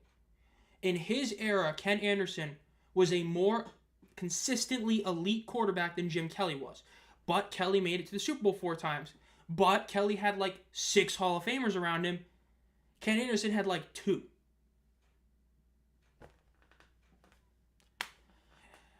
Look at Bryant Young sacks compared to other DTs. Oh, okay. Yeah, I knew it was going to happen. Bryant Young. I just think the Hall of Fame should be like the elite players. Like the top end players. That's why if I were to say quarterbacks, like right now, I would say that quarterbacks right now that are Hall of Famers, like people would try and make you believe that Joe Burrow's a Hall of Famer right now. No, he's not. Pat Mahomes is a Hall of Famer. If he stops playing today, he's a Hall of Famer. Lamar is probably the only other one, and even then, and that's probably it. Any other quarterback that stops playing right now, of those like younger guys, those are the only 2 Hall of Famers. Josh Allen right now is not a Hall of Famer. Joe Burrow isn't, but there's a lot of people who are going to say they are just because. Because these sports leagues go hundreds of years. How strict do we get? How many Hall of Famers is too much? Yeah, Kyle Sloter's definitely a big question because he had the issue with the league. I believe he's one of those guys that had an issue with how the insurance stuff was handled and injuries. That was a big reason for it, but he definitely would be a good fit for them. But yeah, the issue with the Hall of Fames is just, it gets to a point where you're like questioning what is and isn't a Hall of Famer. Like the Baseball Hall of Fame. You're not putting in Barry Bonds and you say it's because of steroids. That's your reason. But before he did roids, he was still a Hall of Famer, right? It's like the Tom Brady, oh, well, you know, you can go to 3 different decades and he's a Hall of Famer. Barry Bonds had 2 Hall of Fame careers, his steroid career and his pre-steroid career. He was a 2-time Hall of Famer, and he's not in. Barry Bonds is a top 5 baseball player of all time, and you're saying he's not a Hall of Famer because he did roids in the end of his career? Like, not the end, you know what I mean? Like, later in his career. And now you're saying that, like, oh, somebody knows baseball knows who I'm talking about. The Astros, that a player that played there the last season of their career, that was during the time they were cheating, and he's not in the Hall of Fame despite being a Hall of Famer, and everybody suggests it's because he's part of that team. Oh, who's the guy? Is it... I don't want to... Let me see. Is it who I think it is? Adrian Beltre.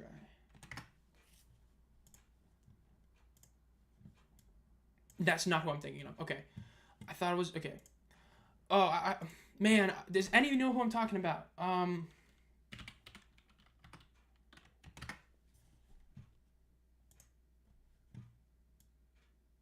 Yeah, Carlos Beltran. That's who I'm thinking of. Carlos Beltran was part of the Astros team that had the trash can thing, right? The trash can beating on them, they're cheating. Sign stealing. Carlos Beltran was a 9-time All-Star, a 3-time Gold Glover winner, a multi-time Silver Slugger, over 1,500 RBIs, over 400 home runs, almost a 280 batting average, 2,700 hits. He is a Hall of Famer. He's not in the Hall of Fame. Not in the Hall of Fame. Why is Carlos... Dude, sometimes I really hate Google. And everybody expects because he was part of the sign-stealing scandal.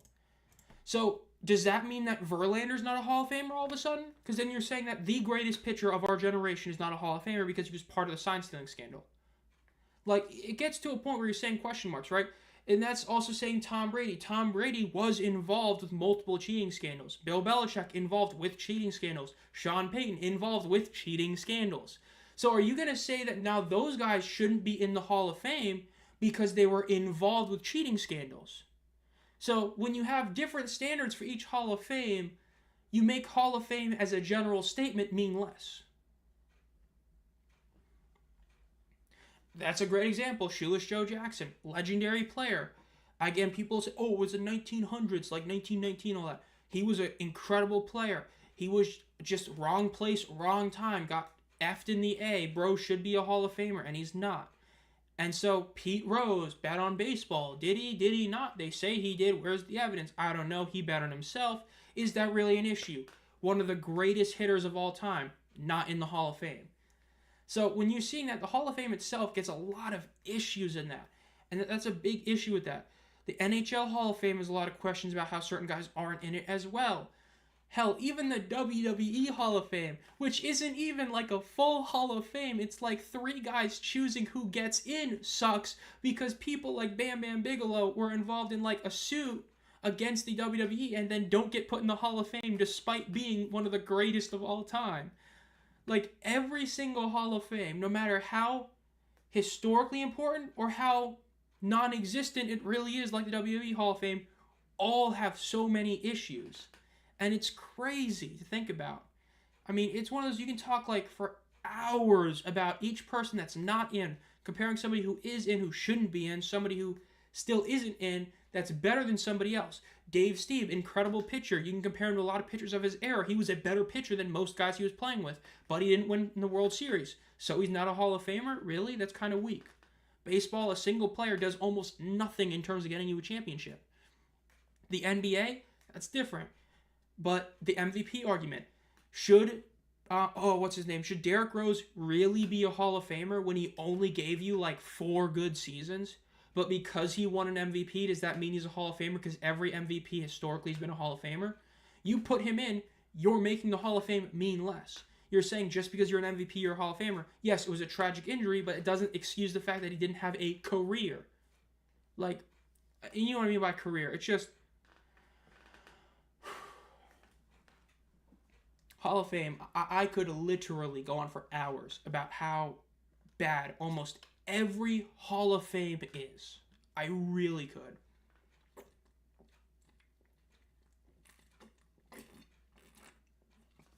Now, Melo played a long time. He was a really good player consistently. He was like an MVP finalist a lot of times. I actually don't have a problem with him getting in. He was a great player. He should be in. If a player wins an MVP, leads his team to a Super Bowl, and runs for 100 TDs, should he be in the Hall of Fame? I mean, that's what? That's, oh, what's his name? I can't remember that. That's the Broncos running back, right? When it was like, migraines was blinding the Super Bowl, coach told him to go in there to, Terrell Davis. That was Terrell Davis, right? Because I'm pretty sure he did win an MVP, but he didn't have a long career. He was just really good for like those 4 years. Is that who you're talking about? No, Shaun Alexander. Oh, you're saying to a Super Bowl, not winning it. Yeah, dude, sometimes I gotta think about Shaun Alexander. Personally, I've always said this. I think that the Shaquille O'Neal argument is what I call it, is the most aggravating in sports. It is the greatness is defined by your top 3 seasons. When you're talking about the Pro Football or Hall of Fame, you're talking about a career, not your 3 best years, not your prime. That's why I've always had an issue when people say Shaq is like a top 3 player all time. No, he's not. His prime, yes. His career, no. There's a lot of guys that had a better career. Tim Duncan had a better career than Shaq did. You know what I mean? So Shaun Alexander, to me, was he better than Terrell Davis at his prime?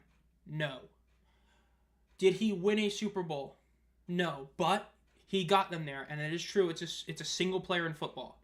But when I look at Shaun Alexander, I think, did he have 2 incredible years? I don't know. And he played in an era where there was a lot of running backs like that. Him, Brian Westbrook, Arian Foster. Yeah, Arian Foster.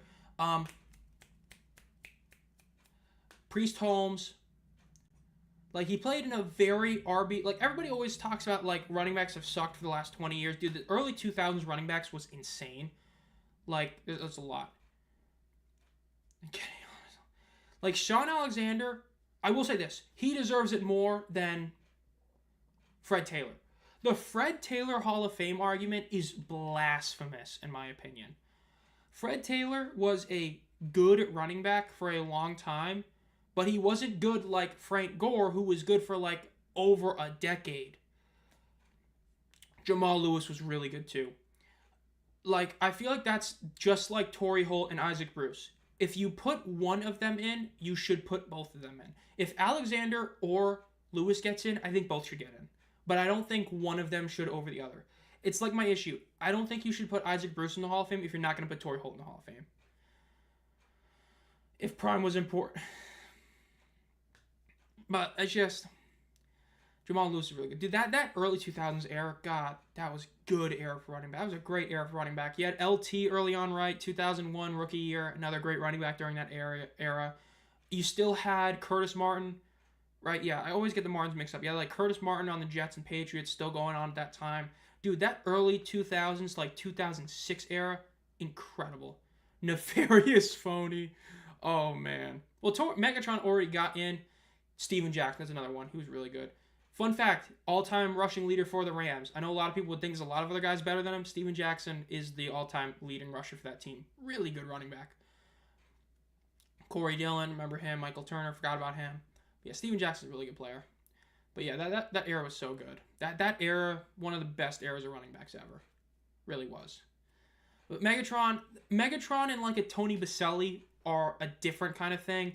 Just like Sterling Sharp, I actually was fine with him getting in. Now, granted, you got to remember, Sterling Sharp got in on the Veterans Committee, so he did not get in the legit Hall of Fame way. His career ended from a career-ending injury, and before that, he was the best receiver in the league. He had won a Triple Crown. He was a multi-time leader in multiple stats. I was fine with him getting in as a Veterans Committee. Tony Baselli was a legend. If he had stayed healthy, he would have been one of the best all time. Megatron played a ton. So, I think there's a lot of guys like that deserve it. CJ2K, that's a different story. He had I think that you have to have at least 4 or 5 really good years, which is why, like I said, Shaun Alexander, Jamal Lewis both getting in at the same time, I wouldn't be against it. But yeah. Baselli, legend. Sterling Sharp was elite. Now it's Roger Craig's turn. Most overrated receivers in that 2010 era... Dude, it's just wide receiver is just one of the hardest positions to say, are you a Hall of Famer or not? Because when I'm seeing some of these guys not getting in the Hall of Fame, it makes me question. People used to say that, Julio Jones, A.B., Fitzgerald, well, this was before, he kind of fell off. A.J. Green were Hall of Famers. Fitzgerald's a Hall of Famer, first ballot. If he's not a first ballot Hall of Famer, nobody should ever be a first ballot Hall of Famer again. Just saying. But aside from that, man, like, I want to say Julio should be a first ballot Hall of Famer, but like when I'm seeing other guys not being in at all, I can't say for sure. You know what I mean? Like, it's just wild that I have to say that. But yeah, are any current non-quarterbacks that you see getting into the Hall of Fame when they're done? TJ Watt, if he keeps it up, will be in the Hall of Fame soon. Myles Garrett, they'll have the sack numbers that are just like way too high to avoid. Derrick Henry, yes. Saquon, maybe. He's on track to do it. It's just I have him a little bit below Henry, but he should. So those two, no other running back. McCaffrey, I wouldn't put him in the Hall of Fame. He just hasn't had enough healthy seasons. Who else? There's a couple guys I'm just like kind of blanking on that I probably would say are Hall of Famers, but Stafford, no, that's a quarterback. Yeah, Travis Kelce, that was one of the guys I was blanking on. Travis Kelce's a Hall of Famer. Fred Warner's a Hall of Famer. I need to look at his stats, but I wouldn't be shocked if Lane Johnson has enough stats to be a Hall of Famer. So I would say he probably could.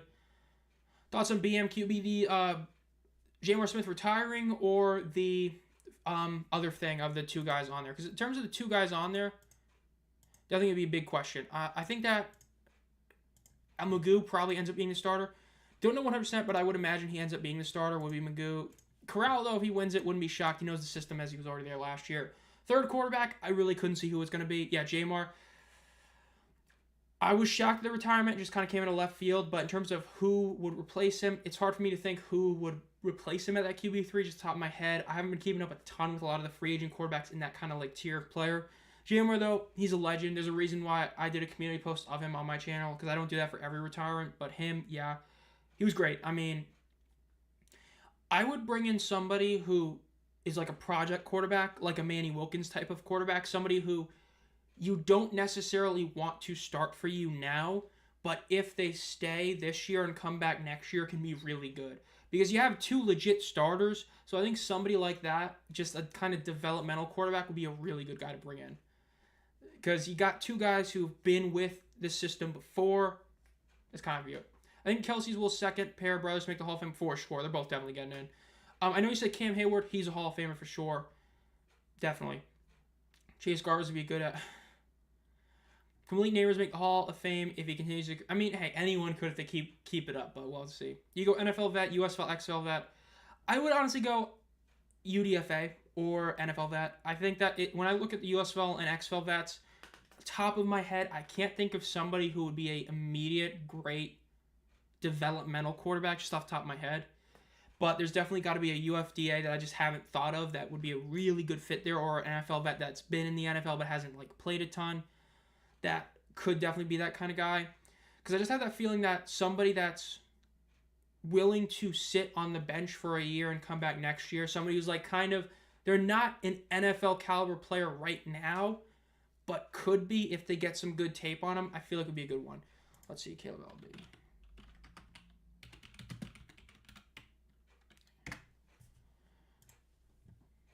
Caleb Elway. Let's look at this. Seahawks before, Roughnecks, blah, blah, blah.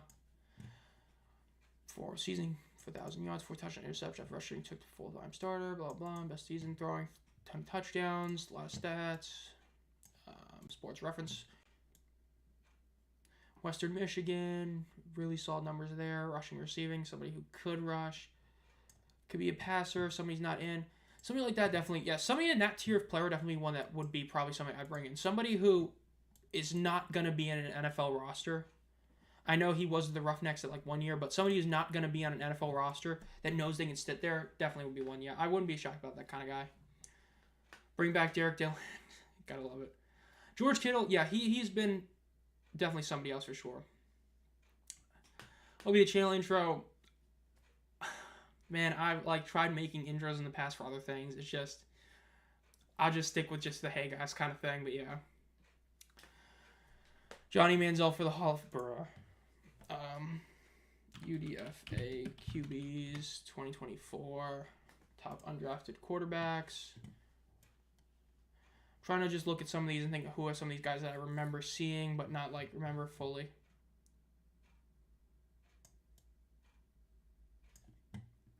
He already got on a team, if I remember correctly. He's signed somewhere. Rocky Lombardi. Oh, God, Ben Bryant. Dude, why is he high on the... Who the hell made this list and put Ben Bryant as the 4th best? Whoever did that, bro, get fired. His ass was not that good. I remember watching him in Cincinnati. I'm trying to look at, like, the top UDFAs from 2024. Somebody put Ben Bryant at 4th. Like, no. That's terrible.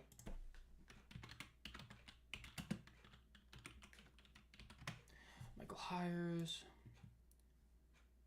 Saskatchewan Rough Riders as a developmental kind of guy. Look at his stats in college. Sports Reference. So we're just not pulling up what I want to look for. Let's go. Sports Ref. Okay, so never mind. Yeah, just try to look. Didn't work. Let's go. Be perfect signing for Beham. Bosa Bros instantly coming to the UFL to not start. Andrew crash out for the top 100 players this decade was justified. Maybe set him to start in 2026 though. Yeah, I feel like when the Stallions QB room is such a weird one because you got the fact you have 2 quarterbacks that you could easily make a case for as 2 of the 3 best quarterbacks in the league. So you know damn well whoever they're signing ain't starting because at this point they're not going to be able to outbeat them knowing the system. And they're just not going to be better than them, odds are. So, it's one of those things where it's like, if you sign here, you have to understand you're going to be on the bench. You're not going to be starting. So, it's definitely one of the weirdest positions. Because it's not like you're going to somewhere like Houston where you might end up playing. St. Louis, you might end up playing like these other guys did. You don't know for sure. So, when you view it in that regard, it makes this just a weird kind of team to look for. So, it's definitely a weird one. But... that's why I mean, I'm just not somebody who knows every quarterback in, these levels to know, hey, this is a good fit. But it has to be somebody that could be the potential to be a great player. Odds are a dual threat kind of guy or somebody who's a really good pocket passer. But it has to be somebody like that who's willing to sit for a year because they know they're not getting an NFL opportunity. Yeah. How do you think Cincinnati Bearcats football is going to be next season? I didn't want to hear that question. I was so happy they were playing so well, and then they just lost every single game. They needed 1 win. They would have been in a bowl game. Couldn't do it. Technically, if they had won out, they would have made the playoffs. They didn't. I'm honestly ready to watch Brendan play. I think Sorsby's going to be really, really fun to see next year. It's just a matter of the team around him and Satterfield being the coach. I hope we win enough games to make a bowl game. I don't think we will, but I hope we do. I think it's going to be very fun to see, but yeah. Can't wait to watch Brendan Sorsby. That's about all I can say with Cincinnati. Brendan Sorsby has been my favorite quarterback to watch since Ritter. I hated watching Ben Bryant. Emory Jones gave us 2 good games, so yeah. Love the QB drama. I think the juice wasn't worth the squeeze for Jamar. Kyle McCord to the Battlehawks, they win the championship. Yeah, I mean, the quarterback stuff, like I said, it's going to be very interesting. This is such a weird team to see how they end up doing everything with them, just because of what they are. It's just, man, it's such a weird team in a lot of ways. But we'll see. I just really, really shocking it came out of nowhere, just today, a couple days before training camp fully starts kind of thing. But we'll see. It's going to be interesting to see who they end up getting as that 3rd string guy. There's a lot of guys you could, but we'll see. Maybe Magoo is washed, bro. You can hope all you want. The Showboats. Yeah. Hopefully, the Maulers. The Memphis Maulers, hopefully do really good. If the Memphis Maulers end up playing really well, the defense, maybe they get something out of one of the 3 quarterbacks that other teams weren't able to get out of them. It can be good. If the QBs play good, after Jay Sturmer said they're all coming back, yeah, that's definitely a good point. 'Cause I don't know if all of you guys saw that, but Sternberger did end up talking about a lot of the QB drama on Twitter and all that, and he made a point to say the quarterbacks were returning as his quarterbacks. But Jamar retiring is what it is. But placement quarterback going to be interesting to see who it's going to be. It's going to be somebody who comes out probably late. I wouldn't be shocked if it ends up coming out probably Wednesday who it's going to be, but we'll see. Whoever it is, they ain't going to start, odds are, until earliest would be like, barring injury, would be like week 5, and that's worst case scenario. Both Corral and Magoo just play like absolute trash. I don't see that happening, but yeah. Yeah, all the players showing up to training camp to all that, like yesterday, today, and all that, starting it Monday, but yeah. We'll see. I mean, Mourinho's quarterback room is going to be very fun to see. That's 100% true. Who is going to be? I don't know. I mean, it's a lot of like who would want to come back, who would be willing to come back as a bench guy. That's why it's such a weird situation, because every other team, you have that feeling you could start, but with them, you just don't have that feeling. When you have Corral and Magoo in front of you, yeah, we'll see. But you never know. You know what I mean? You never know. Let's see. Is there anything else? I'm just seeing, is there any other big news coming out on Twitter? Everybody's favorite website. Back at the crib, showing those guys. Another Real Madrid post. Hate seeing that. I don't want to be reminded of that god-awful game they played today. It was a free win for them, and they choked it like they always do. Don't be a Real Madrid fan. You'll learn to be happy about winning, and then you'll be pissed when you lose, because you shouldn't lose, because your team is literally like worth more money than probably the UFL.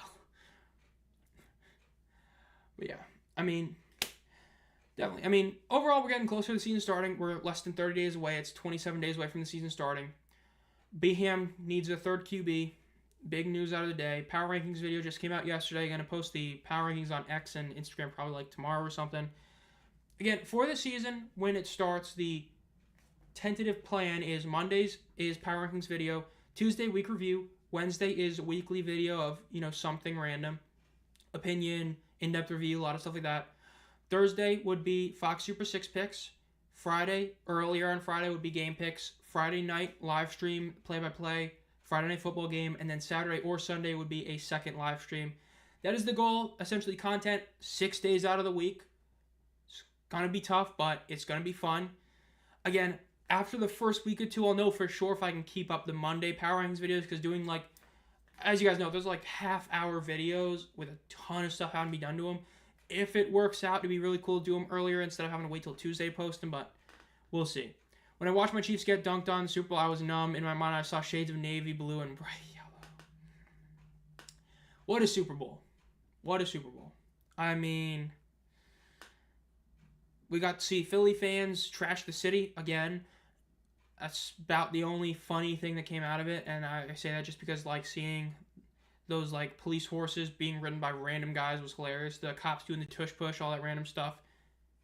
It's always Philly. Philly and Vancouver, those are two real cities you don't want to live at when their team's in the championship game, because you know something's going to happen either way. I mean, hell, Vancouver had their own 30 for 30 made. I wouldn't be shocked if they make one for Philly. I really wouldn't. But yeah. Overall, this is a pretty fun live stream. I mean, again, we did the giveaway. Again, 3 winners, Jake, Diego, and Crypto, and I'll contact them. Thankfully, I already have them all stuff online, so I'll be able to contact them whenever, or after the stream, probably in like anywhere from the next few minutes to an hour and all that. So I'll contact them about, the giveaway stuff and all that thing. So it was fun to be here again.